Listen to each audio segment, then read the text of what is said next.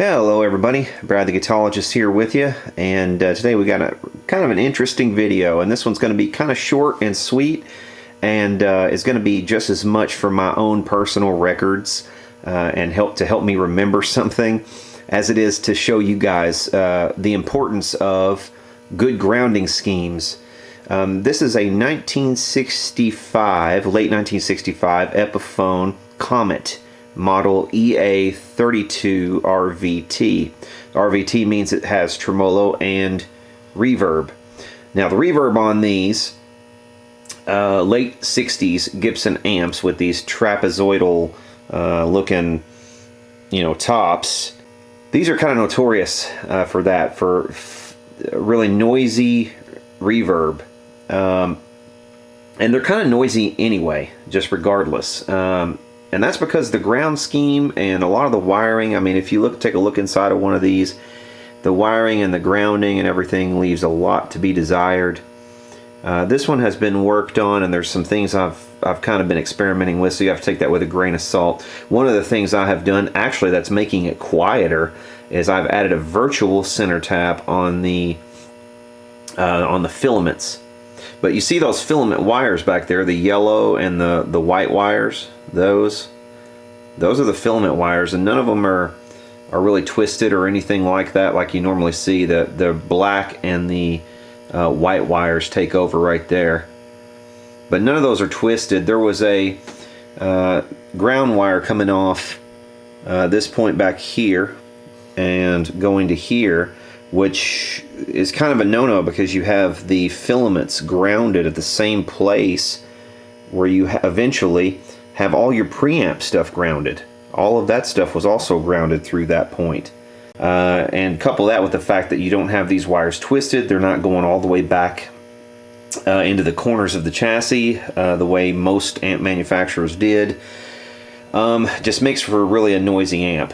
So right now that's kind of sloppy. I'm gonna do that virtual center tap a little bit better. And what I mean by virtual center tap are those two resistors right there, those two new resistors.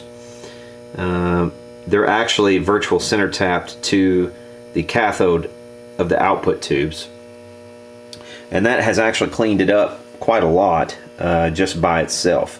But the other problem we have, these capacitors here, they don't have their own ground. It just goes through that ground lug right there, so that's where they are grounded independently of everything else.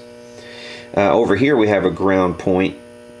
You see that red and yellow wire coming out of the transformer. That's the secondary center tap for the power transformer, and it is going to that point right there. And you can see this resistor and capacitor right here. Those are the bypass capacitor and bias resistor for the output tubes, and those are being grounded right there at that center tap. Now, some ways we can improve this. Right now, I don't know if you can hear this or not through the video, but you can probably hear that there's some noise right there just at idle. I mean, granted, we're at 10 and we're at 10 on the reverb, but it's not on. But listen to it when I hit the reverb switch and turn the reverb on. Listen to this.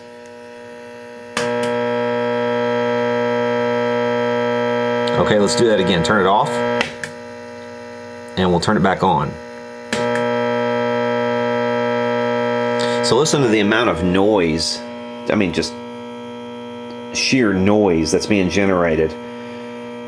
And this has nothing to do with these loose wires. I could unhook these and it's going to sound exactly the same. I can also put this back inside the amplifier, the reverb tank, and it's going to sound exactly the same. It is not my lighting or anything like that that's interfering. I mean, there may be some minute effect, but that's not it. What's causing this is grounding scheme. So what we're going to do, I'm going to hook up a few of these leads. I'll show you exactly what I mean. This red wire gator clip is the ground for the power capacitors. We're going to ground it to that same point right there with the center tap. So let's see if we can listen and see any kind of difference there when I ground that. All right.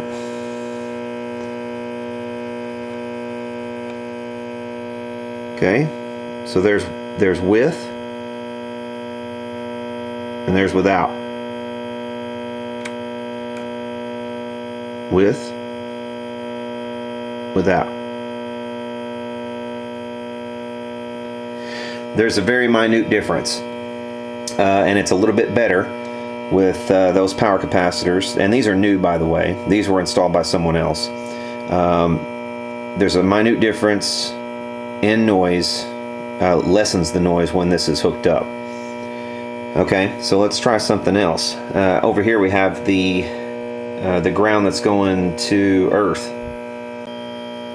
Okay, from the center tab, what we're going to do now is come over here to our reverb tank, and here's the other end of that gator clip, and let's listen to the speaker now.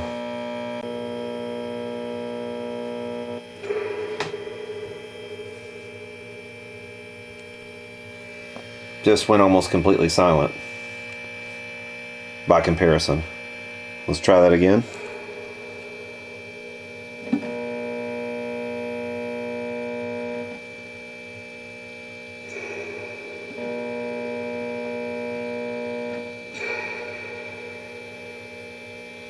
Here's with the reverb off now,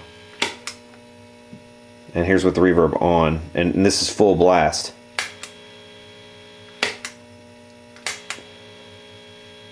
The noise level is not that much different, and at full volume like that, that's not really a problem at all. So yeah, I hope you guys have enjoyed this video. I'm going to finish this up and wrap things up here, but you can kind of get the idea of how important it is to have good grounding in an amplifier just based on this short video. If you guys have enjoyed this video, please hit the subscribe button, and for now, y'all take care.